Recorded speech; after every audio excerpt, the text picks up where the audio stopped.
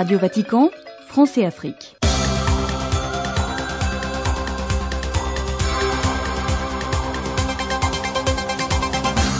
Allons en République démocratique du Congo pour faire écho à la déclaration de l'archevêque de Kinshasa, le cardinal Laurent Mosengo, à la suite de la répression des chrétiens le dimanche 31 décembre, alors que ces derniers priaient avant de manifester pacifiquement pour réclamer l'application réelle de l'accord politique global et inclusif signé sous l'égide de la conférence épiscopale de ce pays. Le cardinal Mosengo a bien voulu commenter dans l'entretien que nous vous proposons sa déclaration et il commence par la dénonciation et la condamnation des hommes en uniforme, mais aussi des jets de gaz lacrymogènes aux chrétiens pendant les célébrations eucharistiques dans les différentes paroisses de Kinshasa. Une situation jamais vue dans l'histoire de la République démocratique du Congo. Suivez le cardinal Mosengo. C'est du jamais vu. Ils sont entrés dans nos paroisses, y compris à la cathédrale, et ils ont jeté des gaz lacrymogènes dedans. Ils ont empêché les gens de célébrer la messe.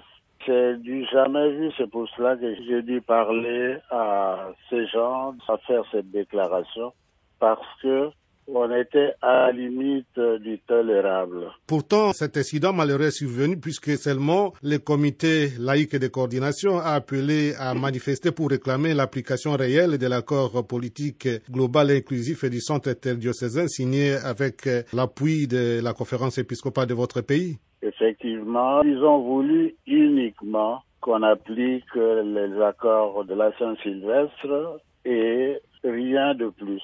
Et alors, naturellement, il y en a qui croyaient qu'on voulait leur arracher le pouvoir, mais c'est des gens qui défilaient rien qu'avec des Bibles, des chapelets, etc., rien de plus. Voilà, comme pasteur cardinal, vous vous posez la question et vous citez notamment le pape Benoît XVI. On vous pose la question de savoir comment on peut faire confiance à des dirigeants qui sont incapables de protéger la population, de garantir la paix, la justice et l'amour du peuple. Oui, tout à fait. On ne peut pas faire confiance à des gens qui sont incapables de protéger la population. On ne peut pas faire confiance aux gens qui font de la mystification, qui présentent comme étant des vérités véridiques. Et c'est à cause de ça que j'ai dû faire cette intervention pour leur dire que les médiocres doivent dégager et que les gens qui sont capables de gouverner puissent gouverner le pays. Justement, vous connaissez bien que la liberté religieuse est un élément essentiel de l'état de droit et vous l'avez d'ailleurs répété aussi dans votre déclaration et on ne peut pas nier sans porter atteinte à tous les droits et aux libertés fondamentales et quand on touche à la liberté religieuse, c'est quand même quelque chose de grave encore une fois. Tout à fait. La liberté religieuse est essentielle dans un état de droit. Si on touche à la liberté religieuse, toutes les libertés tombent et on ne peut pas avoir la paix dans le pays. On prétendait que nous travaillions avec des gens, mais nous avons cité tout un tas de faits. Le fait d'empêcher les chrétiens d'entrer dans les églises pour participer à la messe, le fait de poursuivre les gens pour voler l'argent de leurs poches, des appareils téléphoniques, la fouille systématique des personnes et de leurs biens dans l'église, ce n'est pas normal et on devait absolument réagir. Est-ce que cette réaction ne constitue pas une façon de faire taire l'Église puisque la voix de l'Église dérange, spécialement la voix du cardinal Mosengo? Je suppose que c'est ça. On croit qu'on veut prendre le pouvoir, mais le pouvoir politique ne nous intéresse nullement. Nous l'avons dit plusieurs fois. Vous parlez d'un Congo de valeurs et non un Congo d'anti-valeurs. Tout à fait. Nous voulons un Congo de valeurs et non un Congo d'anti-valeurs. Et la première des valeurs, c'est la paix dans la justice. La première des valeurs, c'est la vérité. La première des valeurs, c'est les droits des personnes à défiler normalement. Vous dites quand même dans votre déclaration, et vous êtes bien équilibré, vous demandez aux uns aux autres de faire preuve de sagesse et de retenue. Est-ce que vous pensez que vous serez entendu, puisque c'est depuis longtemps que les évêques de la République démocratique du Congo, votre pays, tentent de faire entendre la raison aux hommes politiques, mais vous n'êtes pas toujours suivi. Mais là, vous demandez quand même aux uns aux autres de faire preuve de sagesse et de retenue. J'espère que je serai entendu parce que on ne peut pas ne pas entendre une voix de sagesse.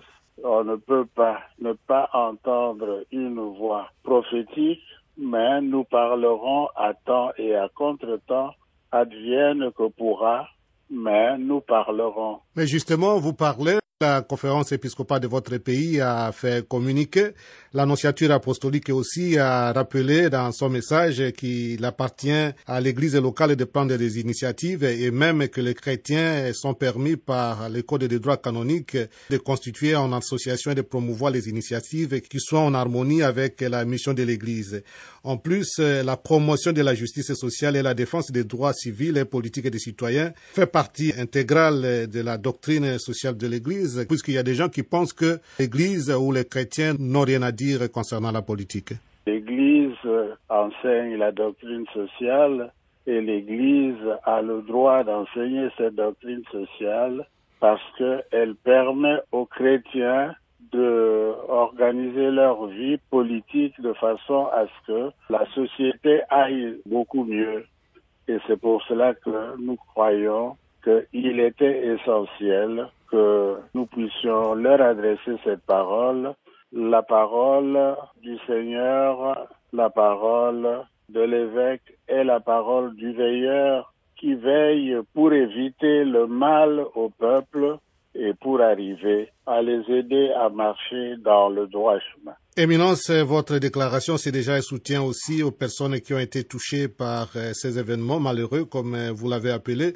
Est-ce que vous avez un message de réconfort et de soutien à toutes ces personnes qui sont désespérées devant, si on peut utiliser votre mot, devant la barbarie des gens qui les ont fait mal? À ces personnes, nous présentons d'abord nos condoléances et nous sommes en train d'examiner la possibilité de célébrer une Eucharistie pour l'ensemble de ces personnes, pour que le Seigneur les reçoive dans sa paix éternelle.